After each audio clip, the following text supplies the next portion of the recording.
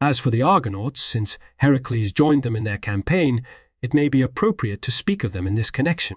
This is the account which is given. Jason was the son of Aeson and the nephew through his father of Peleus, the king of the Thessalians, and excelling as he did above those of his years in strength of body and nobility of spirit, he was eager to accomplish a deed worthy of memory. And since he observed that of the men of former times Perseus and certain others had gained glory, which was held in everlasting remembrance from the campaigns which they had waged in foreign lands, and the hazard attending the labours they had performed, he was eager to follow the examples they had set. As a consequence, he revealed his undertaking to the king, and quickly received his approval. It was not so much that Peleus was eager to bring distinction to the youth, that he hoped that in the hazardous expeditions he would lose his life, for he himself had been deprived by nature of any male children, and was fearful that his brother, with his son to aid him, would make an attempt upon the kingdom. Hiding, however, this suspicion, and promising to supply everything which would be needed for the expedition, he urged Jason to undertake an exploit by sailing to Colchis after the renowned golden fleece skin of the ram. The Pontus at that time was inhabited on all its shores by nations which were barbarous and altogether fierce, and was called Axenos, since the natives were in the habit of slaying the strangers who landed on its shores. Jason, who was eager for glory, recognizing that the labor was difficult of accomplishment, and yet not altogether impossible, and concluding that, for this very reason, the greater renown would attach to himself, made ready everything needed for the undertaking. First of all, in the vicinity of Mount Pelion, he built a ship which far surpassed in its size and its equipment in general any vessel known in those days, since the men of that time put to sea on rafts or in very small boats. Consequently, those who saw the ship at the time were greatly astonished, and when the report was noised about throughout Greece, both of the exploit of the enterprise of building the ship, no small number of the youths of prominence were eager to take part in the expedition. Jason, then, after he had launched the ship and fitted it out in brilliant fashion with everything which would astonish the mind, picked out the most renowned chieftains from those who were eager to share his plan, with the result that the whole number of those in his company amounted to 54. Of these, the most famous were Castor and Polydeuces, Heracles and Telamon, Orpheus and Atalante, the daughter of Scoeneus, and the sons of Thespius, and the leader himself who was setting out on the voyage to Colchis. The vessel was called Argo, after Argus, as some writers of myths record, who was the master builder of the ship, and went along on the voyage in order to repair the parts of the vessel, as they were strained from time to time, but, as some say, after its exceeding great swiftness, since the ancients called what is swift Argos. Now, after the chieftains had gathered together, they chose Heracles to be their general, preferring him because of his courage. After they had sailed from Iolcus, the account continues, and had gone past Athos and Samothrace, they encountered a storm and were carried to Sigeum in the Troad. When they disembarked there, it is said, they discovered a maiden bound in chains upon the shore, the reason for it being as followed. Poseidon, as the story runs, became angry with Laomedon, the king of Troy, in connection with the building of its walls, according to the mythical story, and sent forth from the sea a monster to ravage the land. By this monster, those who made their living by the seashore and the farmers who tilled the land contiguous to the sea were being surprised and carried off. Furthermore, a pestilence fell upon the people and a total destruction of their crops, so that all the inhabitants were at their wits' end because of the magnitude of what had befallen them. Consequently, the common crowd gathered together into an assembly and sought for a deliverance from their misfortunes, and the king, it is said, dispatched a mission to Apollo to inquire of the god respecting what had befallen them. When the oracle then became known, which told that the cause was the anger of Poseidon, and that only then would it cease, when the Trojans should of their free will select by lot one of their children and deliver him to the monster for his food, although all the children submitted to the lot, it fell upon the king's daughter Hesione. Consequently, Laomedon was constrained by necessity to deliver the maiden and to leave her, bound in chains, upon the shore. Here Heracles, when he had disembarked with the Argonauts and learned from the girl of her sudden change of fortune, rent asunder the chains which were about her body, and going up to the city, made an offer to the king to slay the monster. When Laomedon accepted the proposal and promised to give him as his reward his invincible mares, Heracles, they say, did slay the monster, and Hesione was given the choice either to leave her home with her saviour or to remain in her native land with her parents. The girl, then, chose to spend her life with the stranger, not merely because she preferred the benefaction she had received to the ties of kinship, but also because she feared that a monster might again appear and she be exposed by citizens to the same fate as that from which she had just escaped. As for Heracles, after he had been splendidly honoured with gifts and the appropriate tokens of hospitality, he left Hesione and the mares in keeping with Laomedon, having arranged that, after he had returned from Colchis, he should receive them again. He then set sail with all haste in the company of the Argonauts to accomplish the labour which lay before them. But there came on a great storm, and the chieftains had given up hope of being saved, when Orpheus, they say, who was the only one on shipboard who had ever been initiated in the mysteries of the deities of Samothrace, offered to these deities the prayers for their salvation, and immediately the wind died down and 2 stars fell over the heads of the Dioscuri, and the whole company was amazed at the marvel which had taken place, and concluded that they had been rescued from their perils by an act of providence of the gods. For this reason, the story of this reversal of fortune for the Argonauts has been handed down to succeeding generations, and sailors, when caught in storms, always direct their prayers to the deities of Samothrace and attribute the appearance of the 2 stars to the epiphany of the Dioscuri. At that time, however, the tale continues, when the storm had abated, the chieftains landed in Thrace on the country which was ruled by Phineus. Here they came upon 2 youths who, by way of punishment, had been shut within a burial vault where they were being subjected to continual blows of the whip. These were sons of Phineus and Cleopatra, who men said was born of Orythia, the daughter of Erechtheus and Boreas, and had unjustly been subjected to such a punishment because of the unscrupulousness and lying accusations of their mother-in-law. For Phineus had married Idea, the daughter of Dardanus, the king of the Scythians, and yielding to her every desire out of his love for her, he had believed her charge that his sons by an earlier marriage had insolently offered violence to their mother-in-law out of a desire to please their mother.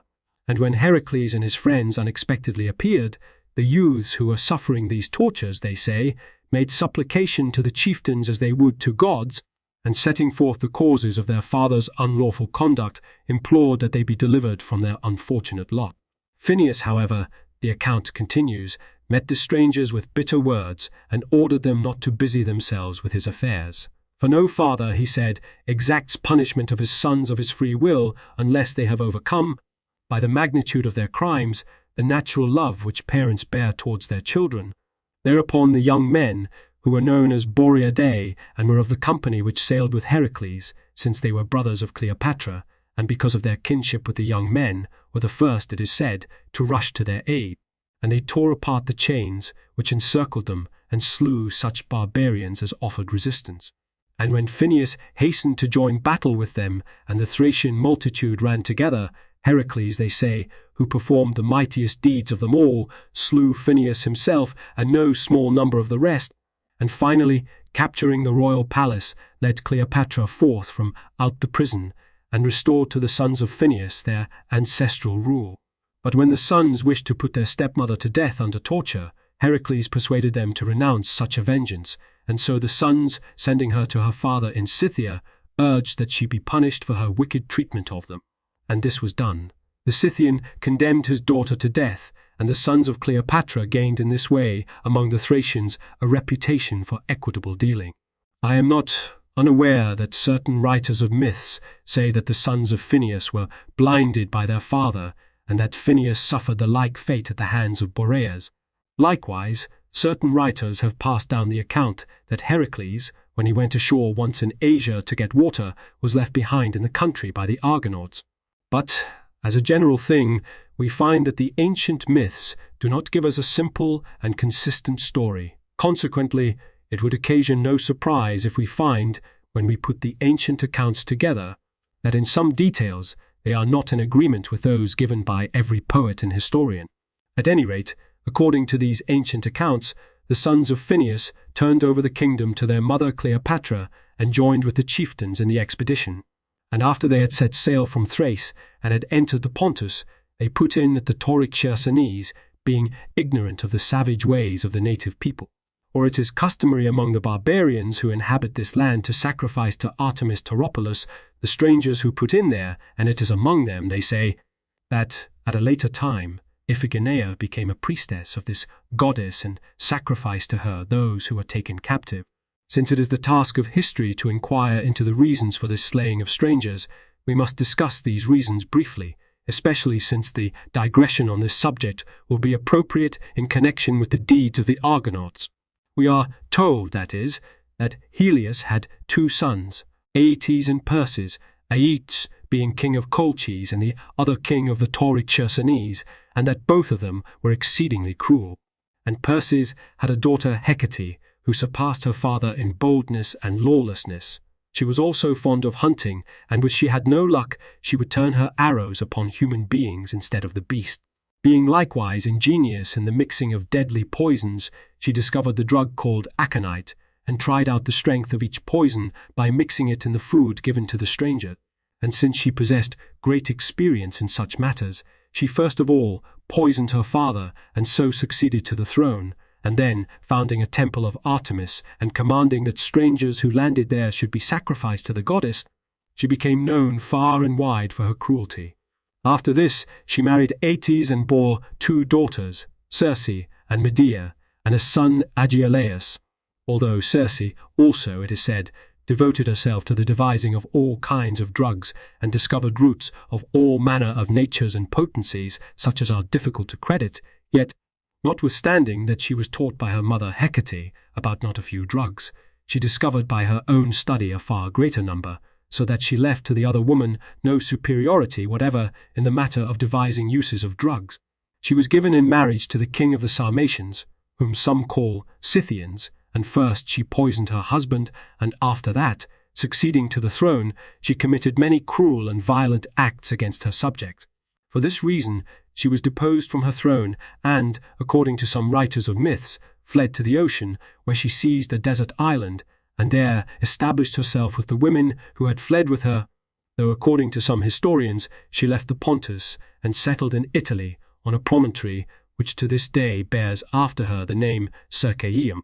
Concerning Medea, this story is related. From her mother and sister she learned all the powers which drugs possess, but her purpose in using them was exactly the opposite. For she made a practice of rescuing from their perils the strangers who came to their shores, sometimes demanding from her father by entreaty and coaxing that the lives be spared of those who were to die, and sometimes herself releasing from prison and then devising plans for the safety of the unfortunate men.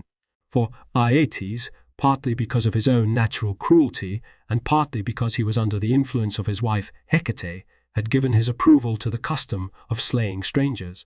But since Medea, as time went on, opposed the purpose of her parents more and more, Aeetes, they say, suspecting his daughter of plotting against him, consigned her to free custody. Medea, however, made her escape and fled for refuge to a sacred precinct of Helios on the shore of the sea. This happened at the very time when the Argonauts arrived from the Tauric Chersonese and landed by night in Colchis at the precinct. There they came upon Medea as she wandered along the shore, and learning from her of the custom of slaying strangers, they praised the maiden for her kindly spirit, and then, revealing to her their own project, they learned in turn from her of the danger which threatened her from her father, because of the reverence which she showed to strangers. Since they now recognized that it was to their mutual advantage, Medea promised to cooperate with them until they should perform the labor which lay before them, while Jason gave her his pledge under oath that he would marry her and keep her as his life's companion as long as he lived. After this, the Argonauts left guards to watch the ship and set off by night with Medea to get the golden fleece, concerning which it may be proper for us to give a detailed account, in order that nothing which belongs to the history which we have undertaken may remain unknown.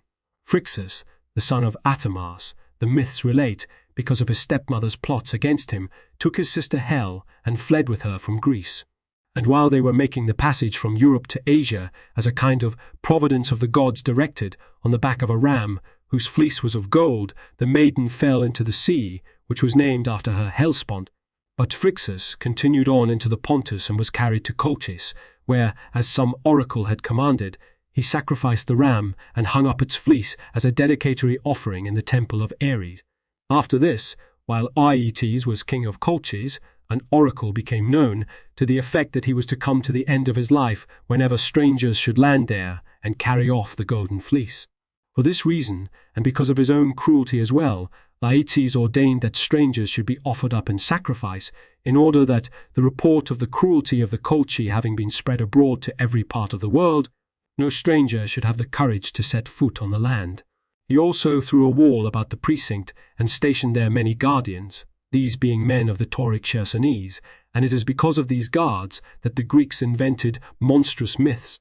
For instance, the report was spread abroad that there were fire-breathing bulls, tauroi, round about the precinct, and that a sleepless dragon, Draken, guarded the fleece. The identity of the names having led to the transfer from the men who are Taurians to the cattle, because of their strength and the cruelty shown in the murder of strangers, having been made into the myth of the bulls breathing fire. And similarly, the name of the guardian who watched over the sacred precinct, which was Draken, has been transferred by the poets to the monstrous and fear-inspiring beast, the dragon. Also, the account of Phrixus underwent a similar working into a myth, for, as some men say, he made his voyage upon a ship which bore the head of a ram upon its bow, and Hell, being troubled with seasickness, while leaning far over the side of the boat for this reason, fell into the sea. Some say, however, that the king of the Scythians, who was a son-in-law of Aeetes, was visiting among the Colchi at the very time when, as it happened, Phrixus and his attendant were taken captive, and conceiving a passion for the boy he received him from Aeetes as a gift, loved him like a son of his own loins, and left his kingdom to him. The attendant, however, whose name was Crius, Ram, was sacrificed to the gods, and when his body had been flayed, the skin was nailed up on the temple, in keeping with a certain custom. And when later an oracle was delivered to Aeetes to the effect that he was to die whenever strangers would sail to his land and carry off the skin of Crius, the king, they say, built a wall about the precinct and stationed a guard over it. Furthermore, he gilded the skin in order that by reason of its brilliant appearance, the soldiers should consider it worthy of the most careful guarding. As for these matters, however, it rests with my readers to judge each in accordance with his own predilections. Medea, we are told, led the way for the Argonauts to the sacred precinct of Ares, which was 70 stades distant from the city, which was called Sybaris, and contained the palace of the rulers of the Colchi. And approaching the gates, which were kept closed at night, she addressed the guards in the Tauric speech. And when the soldiers readily opened the gates to her, as being the king's daughter, the Argonauts, they say, rushing in with drawn swords, slew many of the barbarians, and drove the rest, who were struck with terror by the unexpected happening, out of the precinct, and then, taking with them the fleece, made for the ship with all speed.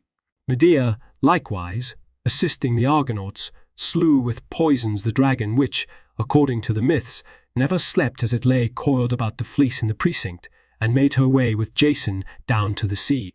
The Tauri, who had escaped by flight, reported to the king the attack which had been made upon them, and Aeetes, they say, took with him the soldiers who guarded his person, set out in pursuit of the Greeks, and came upon them near the sea.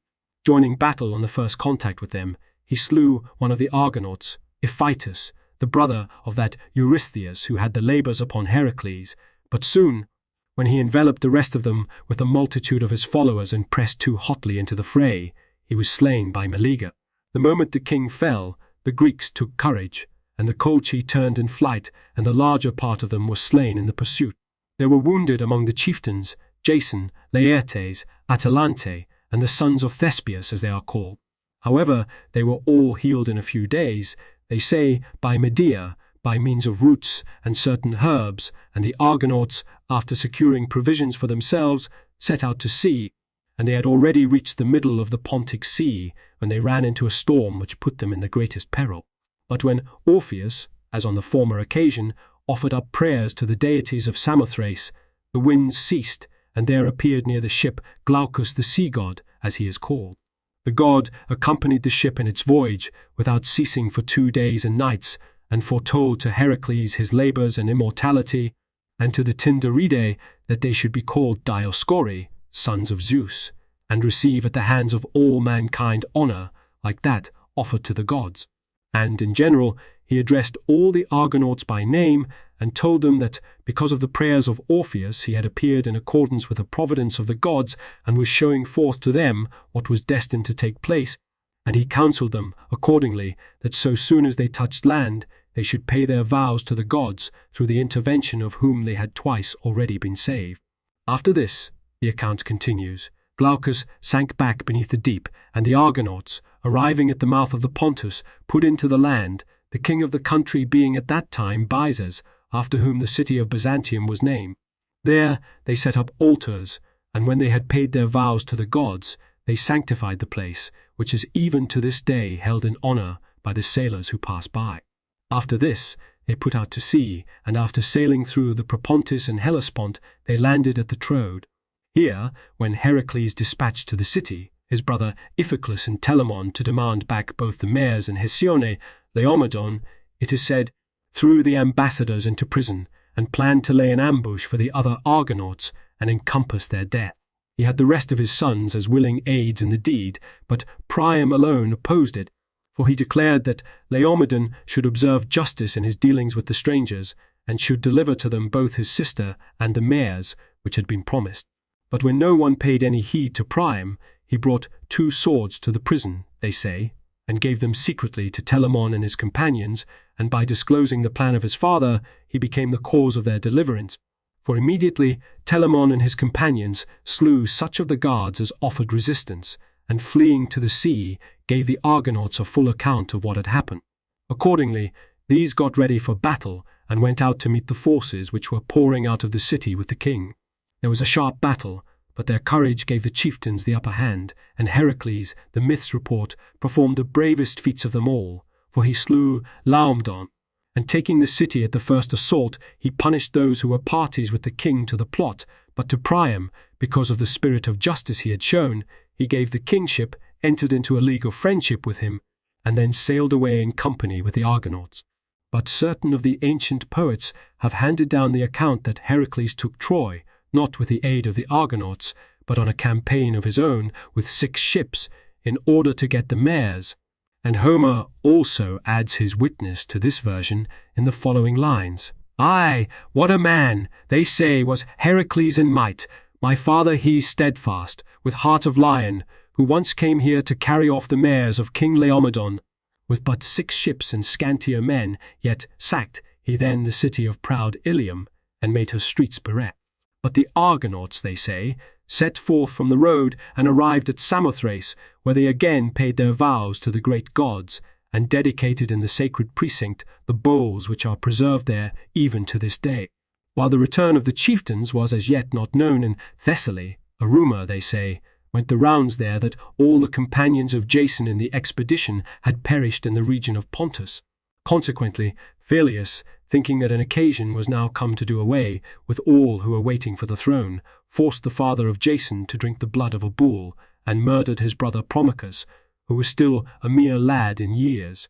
But Amphinome, his mother, they say, when on the point of being slain, performed a manly deed and one worthy of mention. For fleeing to the hearth of the king, she pronounced a curse against him, to the effect that he might suffer the fate which his impious deeds merited, and then, striking her own breast with a sword, she ended her life heroically. But as for Peleus, when he had utterly destroyed in this fashion all the relatives of Jason, he speedily received the punishment befitting his impious deeds. For Jason, who had sailed that night into a roadstead which lay not far from Iolcus, and yet was not in sight of the dwellers in the city, learned from one of the country folk of the misfortunes which had befallen his kinsman. Now all the chieftains stood ready to lend Jason their aid and to face any peril on his behalf, but they fell into dispute over how they should make the attack. Some, for instance, advised that they force their way at once into the city and fall upon the king while he was not expecting them. But certain others declared that each one of them should gather soldiers from his own birthplace and then raise a general war, since it was impossible, they maintained, for 53 men to overcome a king who controlled an army and important cities. While they were in this perplexity, Medea, it is said, promised to slay Peleus all alone by means of cunning, to deliver to the chieftains the royal palace without their running any risk. And when they all expressed astonishment at her statement and sought to learn what sort of a scheme she had in mind, She said that she had brought with her many drugs of marvelous potency, which had been discovered by her mother Hecate and by her sister Circe, and though before this time she had never used them to destroy human beings, on this occasion she would by means of them easily wreak vengeance upon men who were deserving of punishment. Then, after disclosing beforehand to the chieftains the detailed plans of the attack she would make, she promised them that she would give them a signal from the palace during the day by means of smoke, during the night by fire, in the direction of the lookout which stood high above the sea. Then Medea, the tale goes on, fashioning a hollow image of Artemis, secreted in it drugs of diverse natures, and as for herself, she anointed her hair with certain potent ointments and made it grey, and filled her face and body so full of wrinkles that all who looked upon her thought that she was surely an old woman. And finally, taking with her the statue of the goddess, which had been so made as to strike with terror the superstitious populace and move it to fear of the gods, at daybreak she entered the city. She acted like one inspired, and as the multitude rushed together along the streets, she summoned the whole people to receive the goddess with reverence, telling them that the goddess had come to them from the Hyperboreans to bring good luck to both the whole city and the king. And while all the inhabitants were rendering obeisance to the goddess and honoring her with sacrifices, and the whole city, in a word, was, along with Medea herself, acting like people inspired, she entered the palace. And there she threw Peleus into such a state of superstitious fear, and, by her magic arts, so terrified his daughters that they believed that the goddess was actually there in person to bring prosperity to the house of the king. For she declared that Artemis, riding through the air upon a chariot drawn by dragons, had flown in the air over many parts of the inhabited earth, and had chosen out the realm of the most pious king in all the world for the establishment of her own worship and for honours which should be for ever and ever, and that the goddess had commanded her not only to divest Peleus, by means of certain powers which she possessed, of his old age and make his body entirely young, but also to bestow upon him many other gifts, to the end that his life should be blessed and pleasing to the gods. The king was filled with amazement at these astonishing proposals, but Medea, we are informed, promised him that then and there, in the case of her own body, she would furnish the proof of what she had said. Then she told one of the daughters of Peleus to bring pure water, and when the maiden at once carried out her request, she shut herself up, they say, in a small chamber, and washing thoroughly her whole body, she made it clean of the potent influences of the drug. Being restored, then, to her former condition, and showing herself to the king, she amazed those who gazed upon her, and they thought that a kind of providence of the gods had transformed her old age into a maiden's youth and striking beauty. Also, by means of certain drugs, Medea caused shapes of the dragons to appear, which she declared had brought the goddess through the air from the Hyperboreans to make her stay with Peleus. And since the deeds which Medea had performed appeared to be too great for mortal nature, and the king saw fit to regard her with great approval, and, in a word, believed that she was telling the truth, she now, they say, in private conversation with Peleus, urged him to order his daughters to cooperate with her, and to do whatever she might command them, for it was fitting, she said, that the king's body should receive the favour which the gods were according to him through the hands, not of servants, but of his own children. Consequently, Peleus gave explicit directions to his daughters to do everything that Medea might command them with respect to the body of their father, and the maidens were quite ready to carry out her order. Medea then, the story relates, when night had come and Peleus had fallen asleep, informed the daughters that it was required that the body of Peleus be boiled in a cauldron. But when the maidens received the proposal with hostility, she devised a second proof that what she said could be believed. For there was a ram full of years which was kept in their home, and she announced to the maidens that she would first boil it and thus make it into a lamb again. When they agreed to this, we are told that Medea severed it apart limb by limb, boiled the ram's body, and then, working a deception by means of certain drugs, she drew out of the cauldron an image which looked like a lamb. Thereupon the maidens were astounded, and were so convinced that they had received all possible proofs that she could do what she was promising, that they carried out her orders. All the rest of them beat their father to death, but Alcestis alone, because of her great piety, would not lay hands upon him who had begotten her.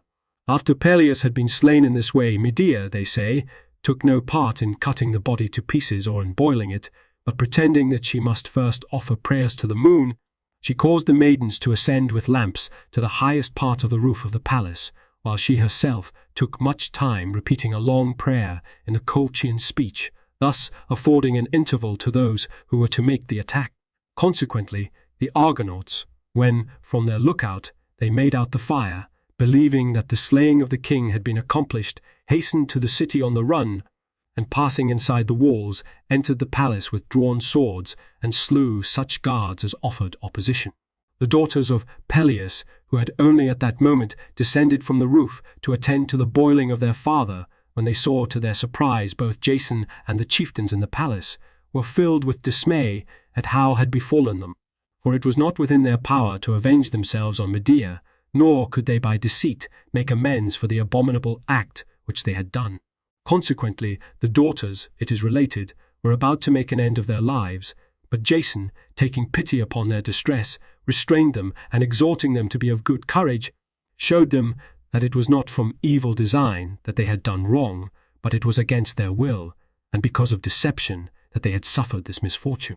Jason now, we are informed, promising all his kindred in general that he would conduct himself honorably and magnanimously, summoned the people to an assembly. And after defending himself for what he had done, and explaining that he had only taken vengeance on men who had wronged him first, inflicting a less severe punishment on them than the evils he himself had suffered, he bestowed upon Acastus, the son of Peleus, the ancestral kingdom, and as for the daughters of the king, he said that he considered it right that he himself should assume the responsibility for them. And ultimately he fulfilled his promise, they say, by joining them all in marriage after a time to the most renowned men. Alcestis, for instance, the eldest he gave in marriage to Admetus of Thessaly, the son of Pheres, Amphinome to Andramon, the brother of Leonteus, Euadne to Canes, who was the son of Cephalus and king at that time of the Phocian. These marriages he arranged at a later period, but at the time in question, sailing together with the chieftains to the Isthmus of Peloponnesus, he performed a sacrifice to Poseidon and also dedicated to the god the ship Argo. And since he received a great welcome at the court of Creon, the king of the Corinthians, he became a citizen of that city and spent the rest of his days in Corinth. When the Argonauts were on the point of separating and departing to their native lands, Heracles, they say, proposed to the chieftains that, in view of the unexpected turns fortune takes, they should exchange oaths among one another to fight at the side of any one of their number who should call for aid, and that, furthermore, they should choose out the most excellent place in Greece, there to institute games and a festival for the whole race, and should dedicate the games to the greatest of the gods, Olympian Zeus. After the chieftains had taken their oath concerning the alliance, and had entrusted Heracles with the management of the games, he, they say, picked a place for the festival on the bank of the Alpheus River in the land of the Eleans. Accordingly, this place besides the river he made sacred to the greatest of the gods, and called it Olympia after his appellation. When he had instituted horse races and gymnastic contests, he fixed the rules governing the events, and then dispatched sacred commissioners to announce to the cities the spectacle of the games. And although Heracles had won no moderate degree of fame because of the high esteem in which he was held by the Argonauts throughout their expedition, to this was now added the glory of having founded the festival at Olympia, so that he was the most renowned man among all the Greeks, and, known as he was in almost every state, there were many who sought his friendship and who were eager to share with him in every danger. And since he was an object of admiration because of his bravery and his skill as a general, he gathered a most powerful army and visited all the inhabited world, conferring his benefactions upon the race of men, and it was in return for these that with general approval he received the gift of immortality.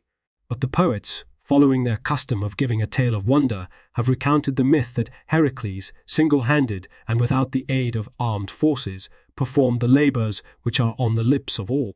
But we have now recounted all the myths which are told about this god, and at this time must add what remains to be said about Jason. The account runs like this.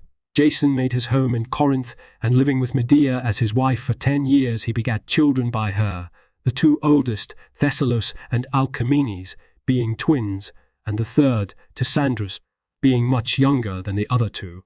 Now during this period, we are informed, Medea was highly approved by her husband because she not only excelled in beauty, but was adorned with modesty and every other virtue. But afterward, as time more and more diminished her natural comeliness, Jason, it is said, became enamored of Glass, Creon's daughter, and sought the maiden's hand in marriage. After her father had given his consent and had set a day for the marriage, Jason, they say, at first tried to persuade Medea to withdraw from their wedlock of her free will, for, he told her, he desired to marry the maiden, not because he felt his relations with Medea were beneath him, but because he was eager to establish a kinship between the king's house and his children. But when his wife was angered and called upon the gods who had been the witnesses of their vows, they say that Jason, disdaining the vows, married the daughter of the king. Thereupon Medea was driven out of the city, and being allowed by Creon but one day to make the preparations for her exile, she entered the palace by night, having altered her appearance by means of drugs, and set fire to the building by applying to it a little root which had been discovered by her sister Circe, and had the property that when it was kindled it was hard to put out. Now when the palace suddenly burst into flames, Jason quickly made his way out of it, but as for Glaus and Creon, the fire hemmed them in on all sides, and they were consumed by it. Certain historians, however, say that the sons of Medea brought to the bride gifts which had been anointed with poisons, and that when Glaus took them and put them about her body, both she herself met her end and her father, when he ran to help her and embraced her body, likewise perished. Although Medea had been successful in her first undertakings, yet she did not refrain, so we are told, from taking her revenge upon Jason. For she had come to such a state of rage and jealousy, yes, even of savageness, that, since he had escaped from the peril which threatened him at the same time as his bride, she determined, by the murder of the children of them both, to plunge him into the deepest misfortunes. For, except for the one son who made his escape with her, she slew the other sons, and in company with her most faithful maids fled in the dead of night from Corinth, and made her way safely to Heracles in Thebes. Her reason for doing so was that Heracles had acted as a mediator in connection with the agreements which had been entered into in the land of the Colchians, and had promised to come to her aid if she should ever find them violated. Meanwhile, they go on to say, in the opinion of everyone, Jason, in losing children and wife, had suffered only what was just. Consequently, being unable to endure the magnitude of the affliction, he put an end to his life.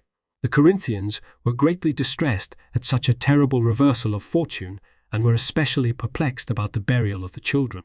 Accordingly, they dispatched messengers to Pytho to inquire of the god what should be done with the bodies of the children, and the Pythian priestess commanded them to bury the children in the sacred precinct of Hera, and to pay them the honors which are accorded to heroes. After the Corinthians had performed this command, Thessalus, they say, who had escaped being murdered by his mother, was reared as a youth in Corinth, and then removed to Iolcus, which was the native land of Jason, and finding on his arrival that Acastus, the son of Peleus, had recently died, he took over the throne which belonged to him by inheritance, and called the people who were subject to himself the Thessalians after his own name. I am not unaware that this is not the only explanation given of the name the Thessalians bear, but the fact is that the other accounts which have been handed down to us are likewise at variance with one another, and concerning these we shall speak on a more appropriate occasion. Now, as for Medea, he says, on finding upon her arrival in Thebes that Heracles was possessed of a frenzy of madness and had slain his sons, she restored him to health by means of drugs. But since Eurystheus was pressing Heracles with his commands, she despaired of receiving any aid from him at the moment, and sought refuge in Athens with Aegeus, the son of Pandion. Here, as some say, she married Aegeus and gave birth to Midas, who was later king of Media, but certain writers give the account that, when her person was demanded by Hippotes, the son of Creon, she was granted a trial and cleared of the charges he raised against her. After this, when Theseus returned to Athens from Troezen, a charge of poisoning was brought against her, and she was exiled from the city. But by the gift of Aegeus, she received an escort to go with her to whatever country she might wish, and she came to Phoenicia. From there, she journeyed into the interior regions of Asia, and married a certain king of renown, to whom she bore a son, Midas, and the son, succeeding to the throne after the death of the father, was greatly admired for his courage, and named the people Medes after himself.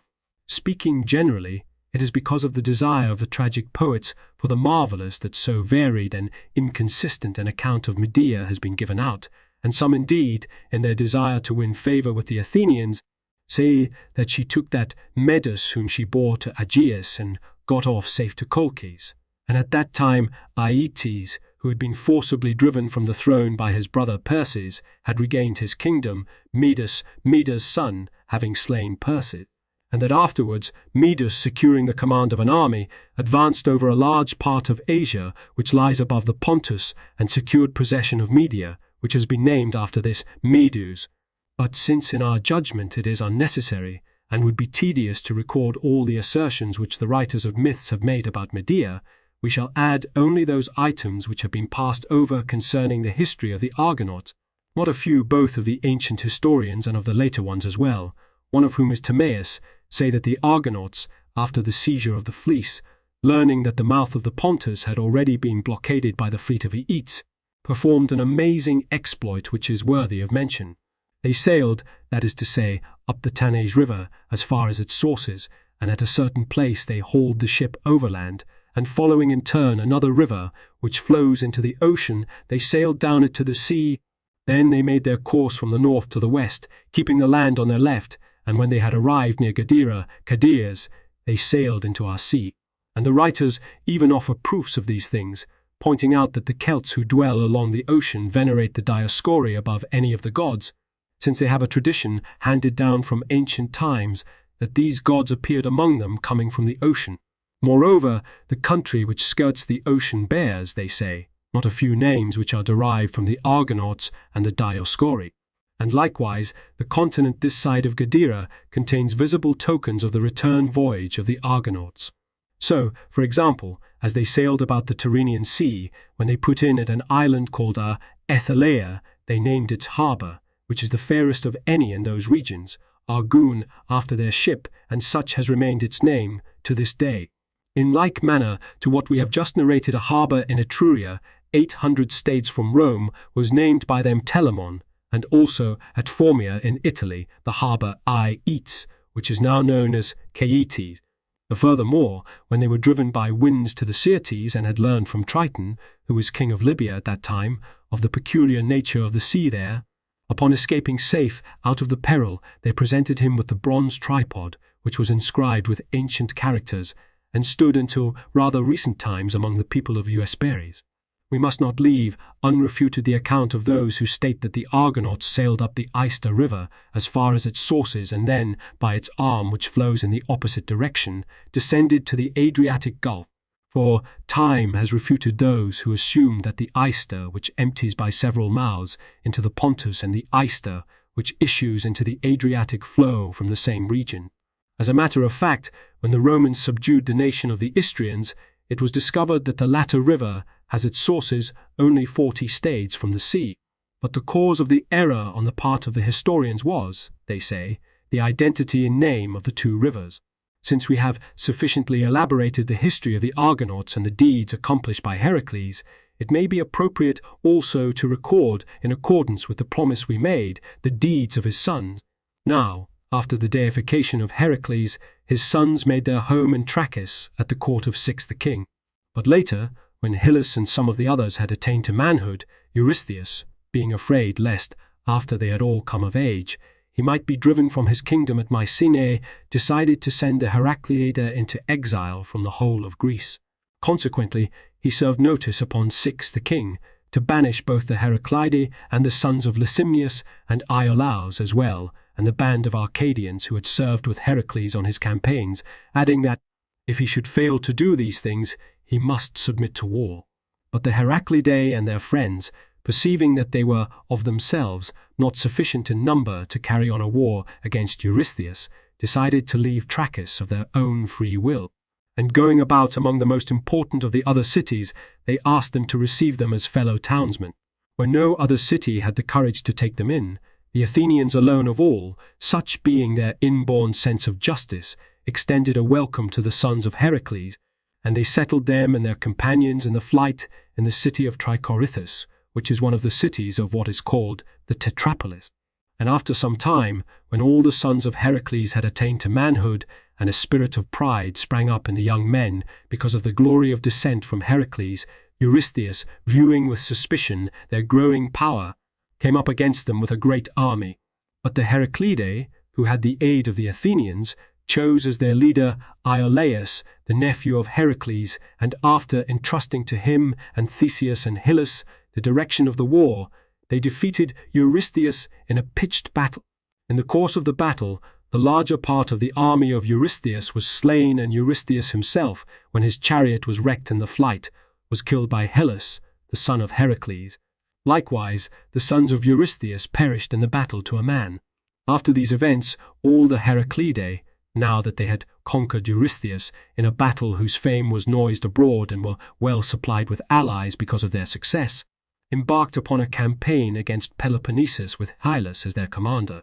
Atreus, after the death of Eurystheus, had taken over the kingship in Mycenae, and having added to his forces the Tegetans and certain other peoples as allies, he went forth to meet the Heraclidae. When the two armies were assembled at the isthmus, Hyllus, Heracles' son, challenged to single combat any one of the enemy who would face him, on the agreement that, if Hyllus should conquer his opponent, the Heraclidae should receive the kingdom of Eurystheus, but that, if Hyllus were defeated, the Heraclidae would not return to Peloponnesus for a period of 50 years. Echimus, the king of the Tegetans, came out to meet the challenge, and in the single combat which followed Hyllus, was slain, and the Heraclidae gave up, as they had promised, their effort to return and made their way back to Trichorithus. Some time later, Lysimnius and his sons and Tlepolemus, the son of Heracles, made their home in Argos, the Argives admitting them to citizenship of their own accord, but all the rest who had made their homes in Trichorithus, when the 50-year period had expired, returned to Peloponnesus. Their deeds we shall record when we have come to those times. Alcmene returned to Thebes, and when some time later she vanished from sight, she received divine honours at the hands of the Thebans. The rest of the Heraclidae, they say, came to Agemius the son of Dorus, and demanding back the land which their father had entrusted to him, made their home among the Dorians. But Tlepolemus, the son of Heracles, while he dwelt in Argos, slew Lysimnius the son of Electryon, we are told, in a quarrel over a certain matter, and being exiled from Argos because of this murder changed his residence to Rhodes. This island was inhabited at that time by Greeks who had been planted there by Triopas, the son of Phorbas. Accordingly, Tlepolemus, acting with the common consent of the natives, divided Rhodes into 3 parts and founded there 3 cities, Lindus, Ilissus, and Elissus, and Camirus, and he became king over all the Rhodians, because of the fame of his father Heracles, and in later times took part with Agamemnon in the war against Troy. The Lord Editor's Notes, 1. Hostile to strangers. Keep 393, N2. 2. Poseidon and Apollo had been compelled by Zeus to labor for Laomedon for hire, but when they had built the walls of Troy, Laomedon refused to pay them. 3. I.e. the Cabiri. 4. I.e. Castor and Polydeuces. 5. The Gemini, the appearance of which was believed to have a quieting influence on the sea. Thus, Horace, Odes 1.32, prays to Helen's brethren, stars of light, safely to bring to Greece the ship which bears Virgil. Cup, seep. Macaulay, the lays of ancient Rome, safe comes the ship to haven, through billows and through gales, if once the great twin brethren sit shining on the sail. Thayer's note. For full details on these stars and their protection of mariners, with some further citations, see Allen's star names, see Ellen's star names, SUV, Gemini. 6 sons of Boreas. 7. According to Ovid, Metamorphoses, 7.408 f. The plant which gave aconite came from the foam which dropped from the jaws of Cerberus when Heracles brought him out of Hades. For this reason, the plant was reputed to grow near Heraclea, on the Black Sea, where the entrance to Hades was pointed out. 8. In early times, the southern boundary of Latium. 9. The libera custodia of the Romans, which corresponded in general to our release on bail or on parole, a citizen frequently assuming responsibility for the person of the prisoner. 10. I.e. Sea of Hell. 11. I.e. Phrixus. 12. Key. Chap. 43.1. 13. This was on the Asiatic side and was called by Polybius 4.39.6, the holy place, where they say Jason on his voyage back from Colchis first sacrificed to the 12 gods to of Peyton in the LLCLE. 14 Iliad 5.638-42, quoted before chap. 32. 15 CP. Chap. 40. 16 according to Aristotle, Historia Animalium 3.19, the blood was supposed to coagulate and choke the drinker. 17, i.e., Heracles. 18, the plea urged by Jason in Euripides, Medea 551 f.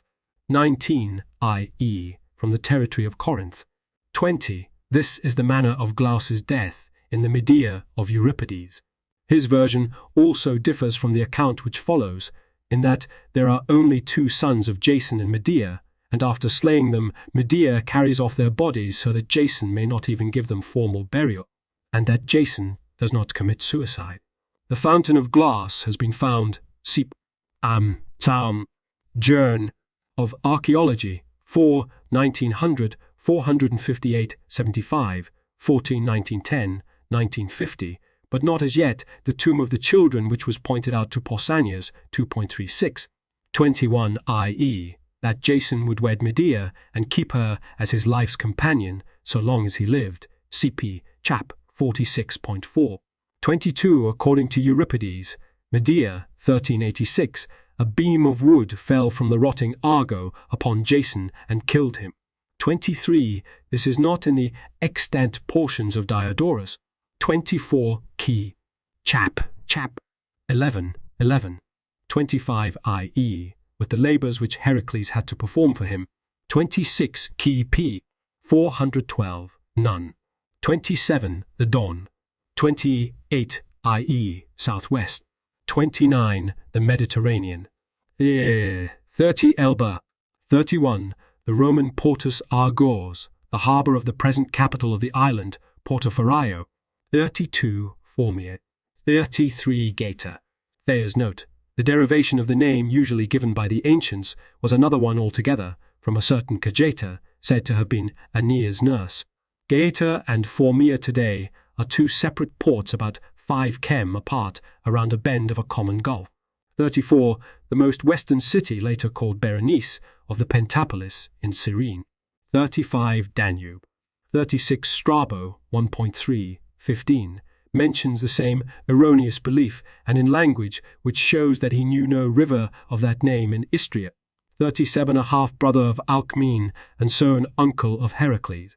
38, a union of 4 cities in Attica, of which Marathon was the most important. 39, Euripides' drama, The Children of Heracles, centres about the persecution of the children by Eurystheus and about the war with Argos, which Athens undertakes in defence of the refugee. 40, Herodotus, 9.26, says 100 years in the statement of Thucydides, 1.12, would suggest about the same number.